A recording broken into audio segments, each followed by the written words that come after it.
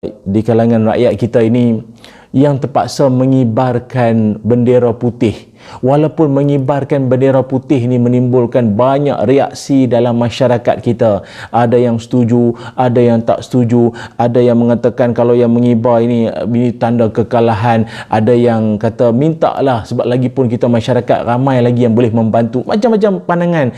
Saya lebih suka dengan apa yang diketengahkan oleh Ustaz Fahrul Muhammad Joy, yang mana beliau ada menyebutkan, kata beliau dengan satu kata-katanya, entrynya di Facebook, kata Ustaz Fahrul, berdoa antara kita dengan Allah, bendera putih antara kita sesama manusia.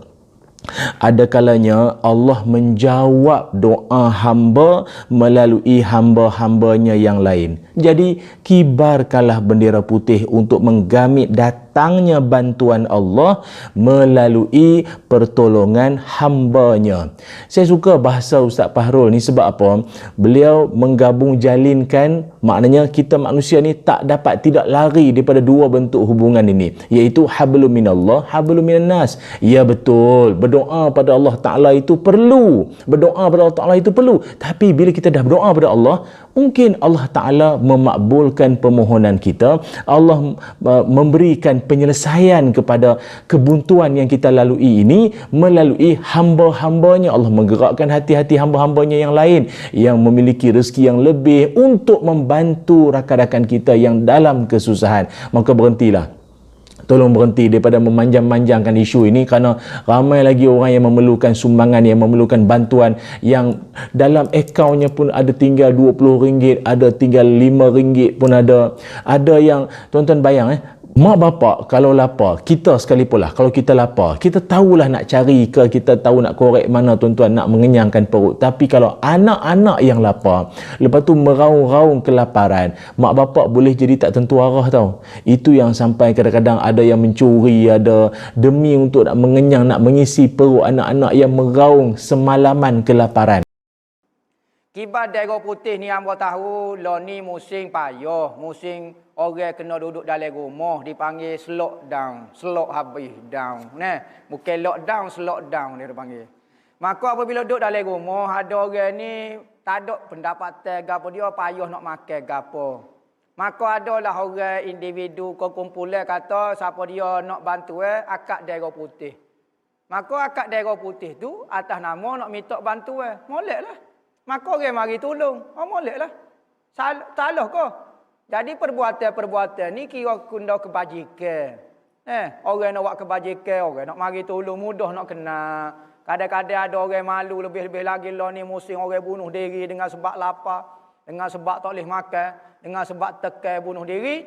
Maka jangan bunuh diri, kebar bendera putih, kita mari tolong. Kalau dia mau nak bunuh diri pun, oyak nak pisah agama. Oyak gitu. Macam itulah. Penting hamba akan mari tolong. Tapi manusia ni tak tahulah. Dalam suasana orang nak buat baik, ada orang pandai serung pula. Pandai serung kata ada makna di sebalik dia lah bendera putih lah apa dia. Lah ni tak suruh fikir niat orang lah. Duk fikir betul kau dok dia kalau orang akad daerah putih orang gitu tolong ni. Betul dok perbuatan lagu ni molek kau tidak. Hak dia ada makna sebalik kau apa dia. Hak tu kadang-kadang kita ya duk fikirnya macam-macam Lepas tu demo. Hamba tak say tolong ni apa? Ada usaha, ada inisiatif kau cara nak tolong. Ada. Hak penting berzikir ingat Allah Taala. Nak mati pun ya insya-Allah kita bersama Allah Taala dah. Jolo kau lagu tu. Kita ada demo lapar lagu mana? Tidak pergi cari rumah orang juga. Hok kecek lagu tu orang kenyang.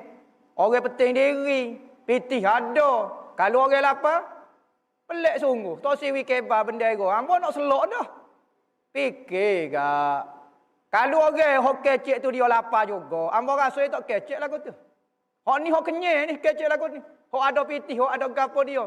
Cutera dia lapar juga. Tahulah. Kulit ayam tu lagu mana rasa dia. Orang beli kulit ayam pun gagah gepa. Patut pergi pakat tolong, pergi pakat ngepek pula. Apa jenis manusia? Patut kita jadi prihatin bagi tolong. Tak suruh cara lah demo niat gapo-gapo orang buat tolong ada kepentingan. Apa penting tolong orang tu benda molek. Kalik duk fikir kok benda lagu tu. Nak pengaruh orang, nak goni juga. Siapa orang nak selok pun dok fikir pengaruh dia. Dok fikir kebajikan dia. Siapa dia nak buat kebajikan lo ni buatlah. Jangan dok suka kata demo tu ada goni. Orang lo ni susah dah demo tak tolong dah. Orang minta tolong orang lain, marah pula om. Bapa demo minta tolong dengan orang lain tak minta dengan hamba. Nganyi kat hamba kau. Weh lu, seru hati dah tu. Jadi macam-macam. Orang nak buat kebajikan lah gilah. Patut wi semangat, wi sokongan macam-macam. Hidup tak ingat Allah. Sebelum daripada kibar bendera, kita nak tahu dulu hukum minta bantuan. Sesa kita minta bantuan diharuskan pada syarak. Nampak? Maknanya kita minta bantuan manusia boleh. Kalau bantuan Allah itu memang kira dah lah. Yeah. Fa idza sta'anta fasta'in billah. Nabi kata bila kamu nak minta tolong, maka kamu minta tolong dengan Allah. Ada orang guna hadis ini, dia kata tak boleh minta tolong dengan manusia. Itu salah. Dia hadis ini bukan terjemah. Dia kena mengaji. Sebab tu kitab-kitab syarah hadis penting sampai kepada kita. Bukan terus ambil hadis. Maksud hadis kalau kamu nak minta tolong dengan Allah, iaitu maksudnya perkara yang makhluk tak boleh tolong. Itu haram minta dengan makhluk. Contoh nak minta panjang umur. Mana ada makhluk boleh beri panjang umur? Maka minta dengan Allah. Itu tak boleh minta dengan makhluk. Nak minta zuriat. Mana ada orang boleh beri zuriat? Haram minta dengan makhluk. Minta dengan Tok Wali beri zuriat. Tak boleh. Allah yang beri zuriat. Itu baru haram minta dengan makhluk. Ada pun yang kita, yang makhluk boleh bantu, yang makhluk boleh tolong, itu tidak salah minta tolong dengan makhluk. Kita air kereta rekat, mampu air banjir, budak-budak ada 5 orang tawakal. Boleh minta tolong tak dia tolak kereta kita. Tengok dulu, manusia ni boleh tak tolak kereta? Boleh boleh minta tolong. Baik. Jadi bila kita ada sesuatu kemudaratan berlaku suatu musibah, sakit dan sebagainya, kita nak minta tolong orang. Boleh minta tolong atau hospital, minta tolong panggil ambulans, minta tolong pinjam motor negeri atau bini nak beranak. Kita minta tolong belaka. Boleh. Bisa hukum minta tolong dibolehkan. Yang kedua, meletakkan tanda-tanda atau alamat atau isyarat yang menunjukkan kita ini sedang menunggu pertolongan atau memerlukan bantuan pun juga boleh, kata ulama. Boleh kita letak tanda di motor, di kereta, di unta kita, di rumah, di mana saja, letak tanda. Dengan tanda itu bila kita letak, orang akan faham kita perlukan bantuan. Pokoknya harus. Tetapi ulama fiqh kata syarat tanda yang kita letak itu bukanlah adab orang bukan Islam. Nampak? Macam SOS. Ustaz kan? SOS itu international. Save our soul asalnya maknanya. Tolong kami. Hebat Ustaz. Kita jatuh kita duduk di pulau yang tidak ada berpenghuni kapal kita sekarang. Nak perlukan pertolongan orang, kita pun buahnya tu betul SOS. Bila kapal terbang lalu nampak SOS, dia akan sampaikan maklumat pulau ini ada orang susah. Itu dibolehkan.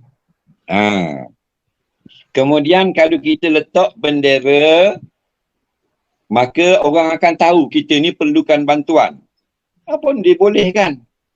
Cuma itu kena faham tu. Hukum asal boleh letak isyarat, alamat supaya nak beritahu kepada orang bahawasanya kita perlukan bantuan.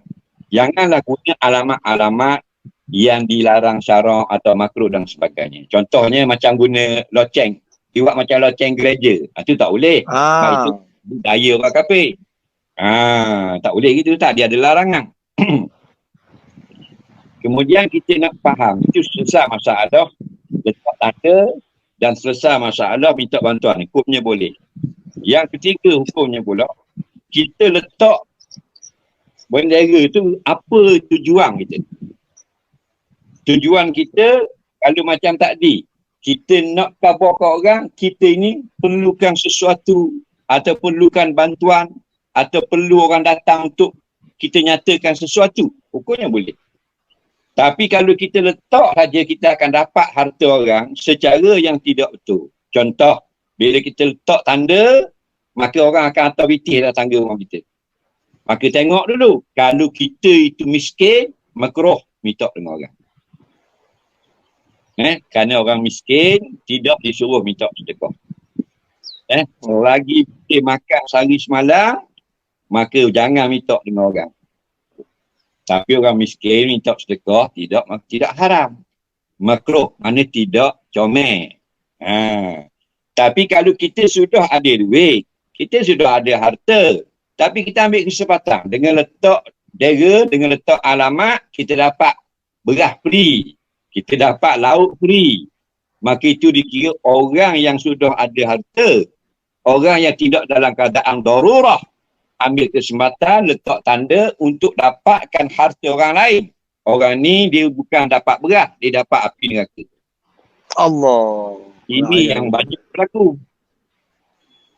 Orang susah minta, dia orang senang minta juga.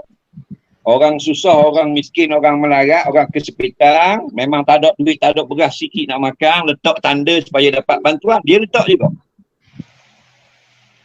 Ini yang Nabi kata dalam sebuah hadis, man sa'alan nasa amwalahum. Barang siapa yang minta akan harta manusia, dia minta takasuran.